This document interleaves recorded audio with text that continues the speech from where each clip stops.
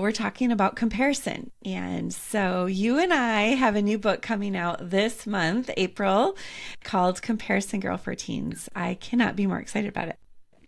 I am really excited. It's been a little bit like giving birth, hasn't it, Shannon? It just like takes a while to get here. And now we're to this point, and super excited for girls everywhere to get this in their hands. Yeah. So there's something here that helps us with comparison. There's something that Jesus is trying to show us. Like he's trying to say, my kingdom is different. It's not like here in the world. And we put this in the teen book too, an illustration of the game Uno. You know, if you and me were playing Uno and you noticed I'm like trying to fill my hand with cards, like, you know, oh yes, draw 4, more cards for me. You, being the good friend that you are, Lee, you would lean over and say, Shan, did you know that the goal of Uno is not to have more, but to have less? I think that's kind of what Jesus is doing here. He's like, in my kingdom, it doesn't work like that. You know, it's just this thing that you're after, these goals you're setting, or this angst you're feeling. It does not have anything to do with my kingdom. So there's just all this me free freedom. So with the original Comparison Girl, it's a Bible study, and I looked at 5 different ways that we comparing sin, which I didn't think that would necessarily be one that people wanted to hear a lot about, but turns out, like, man, over and over, that is the one that people say they want to flip to first: comparing sin, comparing wealth, comparing appearances, comparing ministries, and comparing status. And so that's kind of what made up that original book, because we know that teens struggle with comparison. We see it in their lives. We see it. It's just so obvious. Like there will be a little girl who goes, it'll just be like overnight. She goes from wearing sweatpants, her hair pulled back in a ponytail, just happy as can be, happy-go-lucky, to being like overnight she's wearing makeup and like tight, jeans, and trying so hard to fit in, and just feel, you can just see it in her eyes. And it's like, oh my goodness, we're losing her. She's losing her footing. And how do we get to her? Like, what can we do? How can we help her see the truth?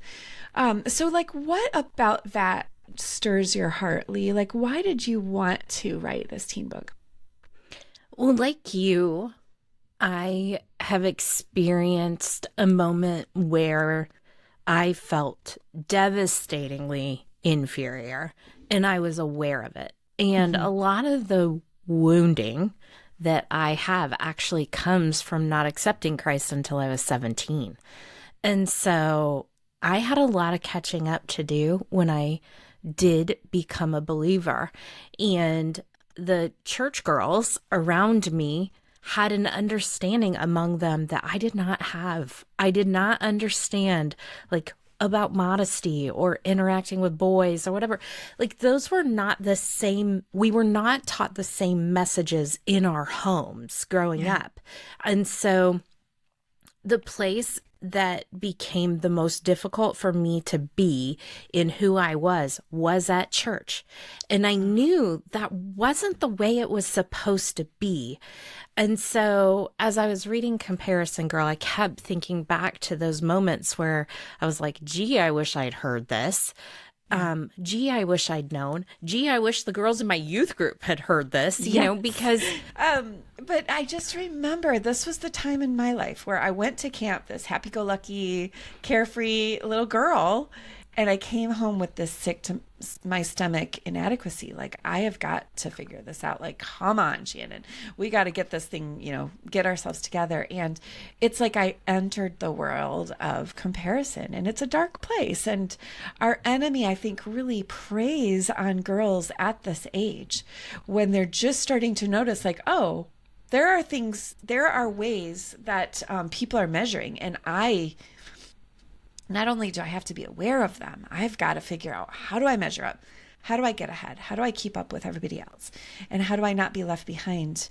Or if they can't, or they there's just, it's not an option, then there's this shame. Like, I'm just going to retreat to the shadows because I don't measure up, because I can't. I don't know how, or I don't have the resources. My hair won't do what her hair is doing. I can't go to the store and buy the clothes she's wearing. I mean, I guess I'm just stuck. And so, man, our heart just aches for girls to know the truth. And so if we separate the gospel from living, then we are going to live a very sad existence. And I just think Jesus knew. He just knew. And he, Shannon, was judged. I mean, he was marginalized. He was mistreated. And so I think he can fellowship with a girl in the middle of all of those things too. Yeah, so true. And so you and I, we have this dream for teen girls. You know, we're like, we have this picture of them walking into a room and having the words of Jesus in the back of their minds, like helping them to see who they are and helping them to look at each other differently. So paint that scene for us, Lee. A girl who has this me-free mindset of Jesus walks into a room, and how is it different for her? Well, Shannon, we both know that most women walk into a room and assume they aren't welcome in the room that they walk into. And so that happens from the time they're the littlest girls. And so they walk in, it's like they are holding those little makeup compacts, you know, the kind that pressed powder comes in, and they're looking in their little mirror and they're saying, am I okay? Am I okay? Like, do I look good? Am I enough? Am I too much? And you and I have done this. We've walked into a room like that, so worried, like, am I really invited? Am I going to have someone to sit with? But what we want is for those words to be rolling in the back of her head of Jesus, this assurance that she is who she was created to be, that she belongs to him, that she's accepted and loved. And instead of looking down at that little pocket-sized mirror, she's looking up at all the other people in the room.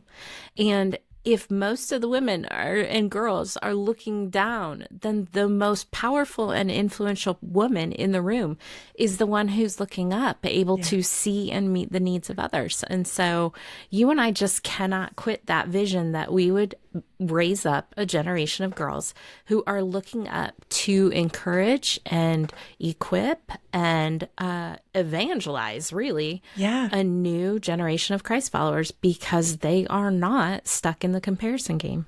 The girl who enters that lunchroom, enters that birthday party, enters that Sunday school classroom, knowing that she is deeply loved by the Father, that she belongs, that she has been gifted and entrusted with a life, right, to serve other people with, and is able to get her, you know, close that little compact mirror and walk into that room saying, not focused on herself at all, but free to focus on other people. That's the girl with the influence, and that's what we want. We just want to give you, if you are a mom or a grandma or somebody who loves teens, you've got a teen girl in your life and you see that she is stuck in comparison. I'm going to pick is own your different.